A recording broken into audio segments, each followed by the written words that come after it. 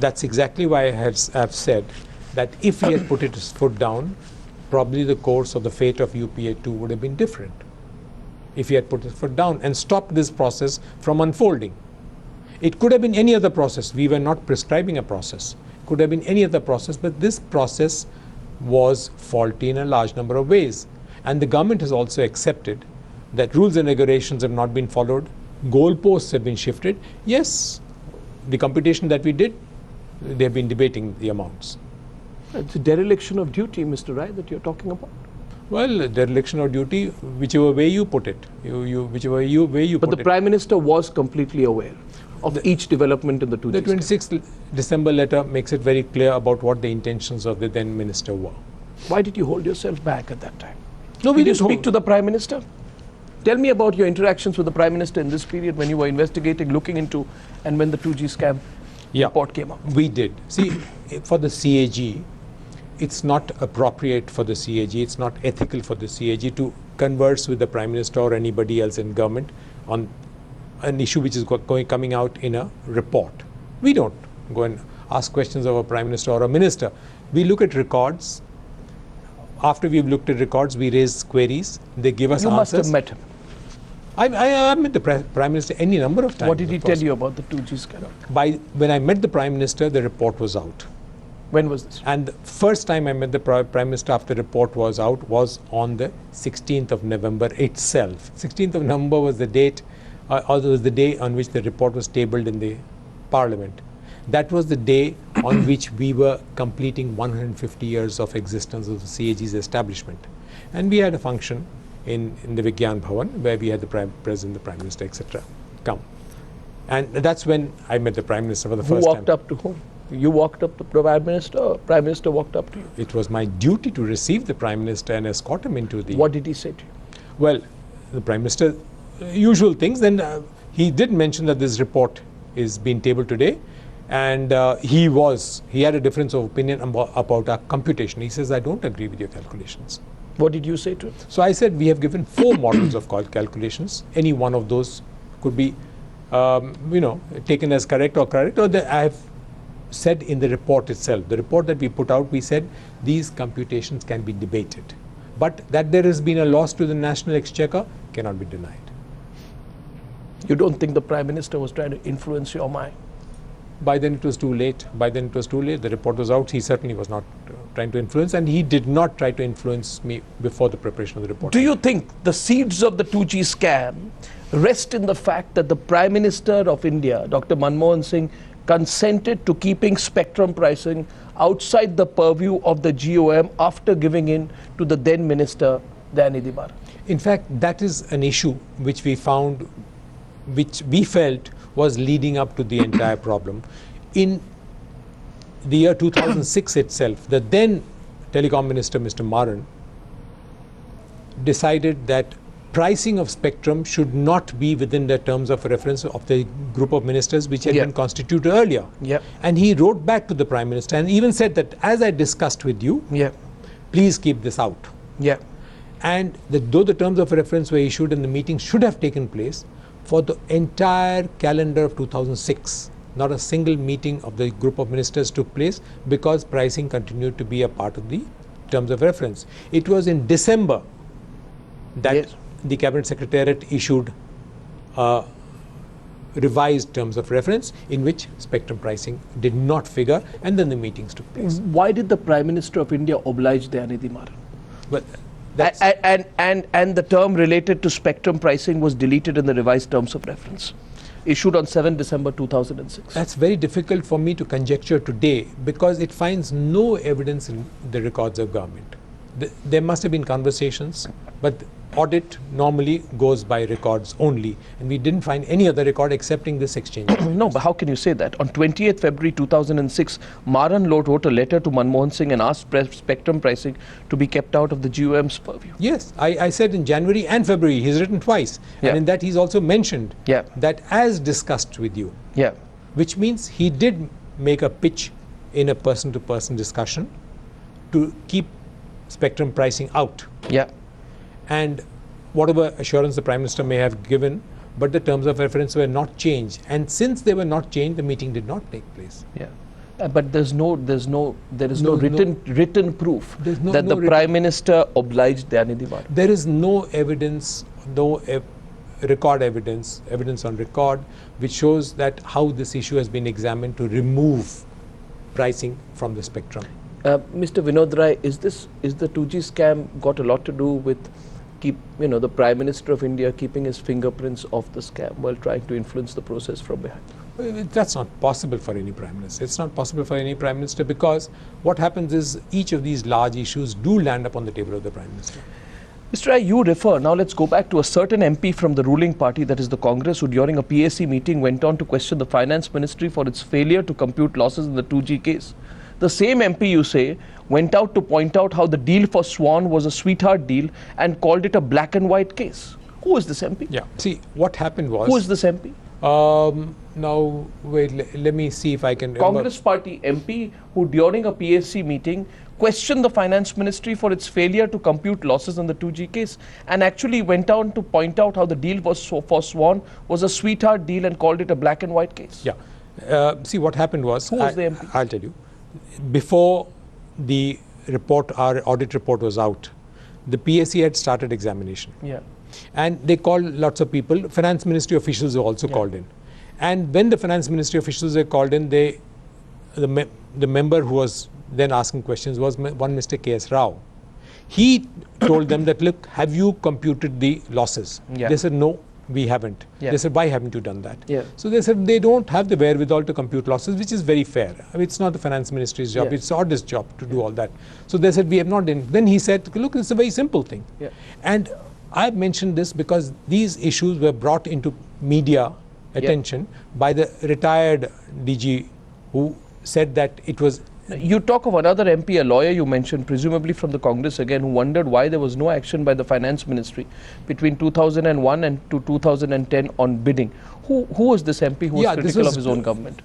No, it was not of his own government. This was from 2001 to 2010. So it goes across two governments, and that was Mr. Ashwini Kumar. Ashwini Kumar. Yeah. And you also say that the same MPs later tore into the CAG's findings. Yeah, that's what I have said. See, what happened was before our report was tabled, these were the suo moto kind of examinations being done by the PAC. They didn't have our report. So they were, whatever evidence that was available to them, whatever records that were available to them from the media or any other places, they were talking on the basis of that. Yeah. Once the report came and we presented the report to them, I think the contours of the game had changed and they found it worth their while to question the CAG's findings. Yeah, but you also say that the same MPs later tore into the CAG's findings. In fact, you say, and I think this is very important, Mr. Rai, that Congress MPs walked up to you during lunchtime in Parliament and said, we have to ensure that the Prime Minister's name does not get dragged into this. We come back to the same issue, adding that what you people presented appears reasonable, but what do we do? Now, who is this MP? Yeah, I mean... Who are these MPs? The people we spoke about? Sandeep Dixit? Sanjay Nirupam? Ashwini Kumar. These are the three names that I can remember. I can't remember. Sanjay Nirupam, Ashwini Kumar and Sandeep Dixit. Yeah, these were there. And there were a couple of other MPs also. I can't remember them. But these MPs certainly said, but it was too late. The report was out. And the Prime Minister's name was very much there in the report. Where's the question of... So you're saying that the privately Congress members were conceding there was something wrong in the entire process, but they were trying to shield the Prime Minister? They accepted that our findings were reasonable. Yeah. Very clearly accepted that our findings could not be faulted on the fact that yes, rules and regulations had not been followed by the Telecom Ministry, on the fact that the goalposts had changed, we could not be faulted. They agreed with it also. Yeah. The computations, they had a different viewpoint. Why were they doing this? On whose instructions were these Congress MPs trying to protect the Prime? That's very difficult for me to conjecture, but obviously they must have had an agenda. It's very difficult for me to conjecture. Whose agenda? The Congress Party's agenda. Or maybe the UPA's agenda. I can't say that because parties, MPs represent a party. Right, exactly. They're not in government. They're not in government. So obviously every party has its own agenda. And lots of discussions that take place, they take a policy decision and then go by it. Did the Congress Party have something to hide then? Well, I don't know if the Congress Party had anything to hide in it. So there were nothing they could have hidden which was already on record. Mr. Rai, you were under pressure, you say clearly, I mean, in your book, but in your public utterances, you have maintained there was no pressure at all on you during the auditing process. You've been asked this question a couple of times, I think once to a magazine, once to Rediff, and you keep saying, I faced no direct pressure, accepting everyone saw through the media. Are you trying to downplay the pressure? Because I have a feeling, a seasoned administrator like you, you know, you feel that the fact that you did not give in to the pressure justifies the fact that you don't have to speak about where the pressure came from. Am I correct? Certainly not. Well, it's an equally seasoned journalist asking me these questions. Okay.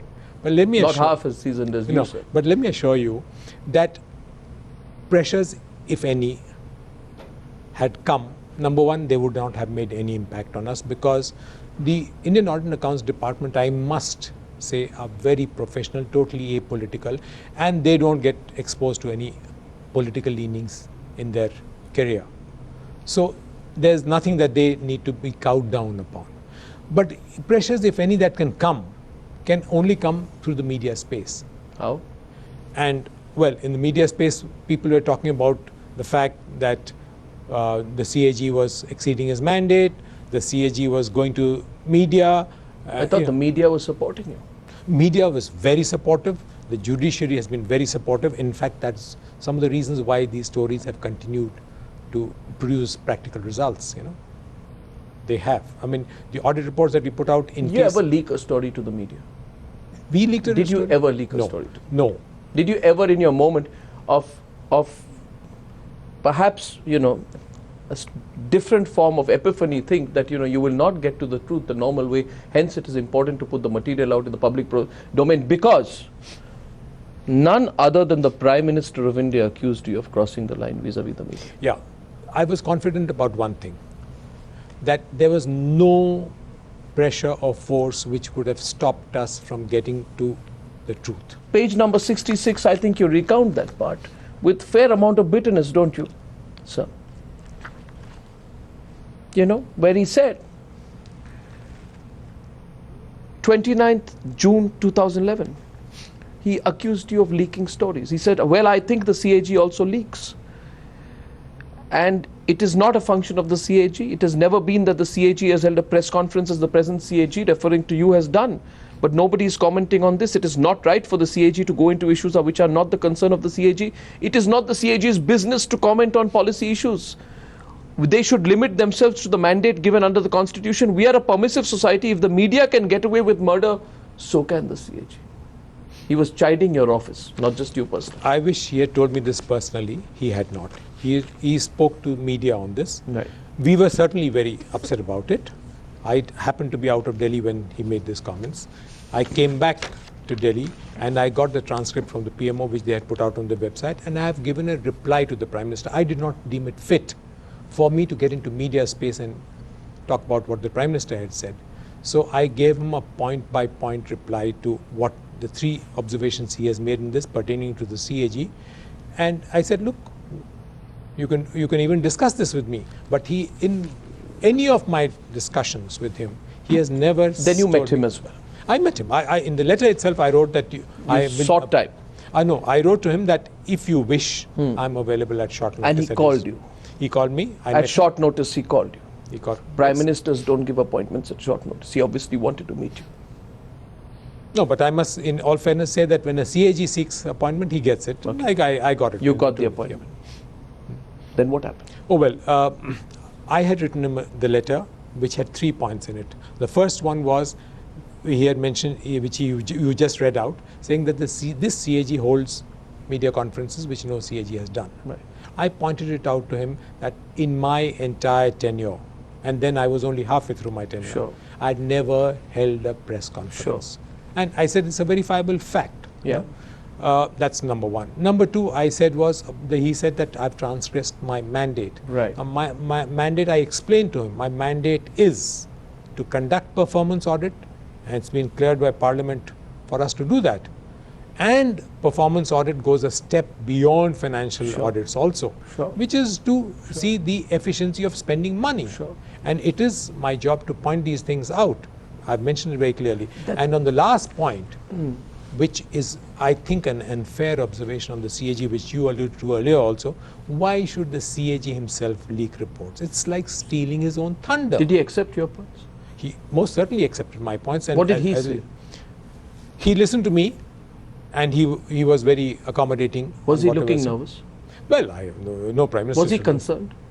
He certainly acceded to the points that I was making, because I had record to show him that we have a media policy not from today, 1988. Did he share any apprehensions? No, he didn't share any apprehensions on that particular issue. But he did ask me that I hope you don't want to reply to this letter. So I said, well, it's a prerogative. Did he share apprehensions about the political impact or otherwise of?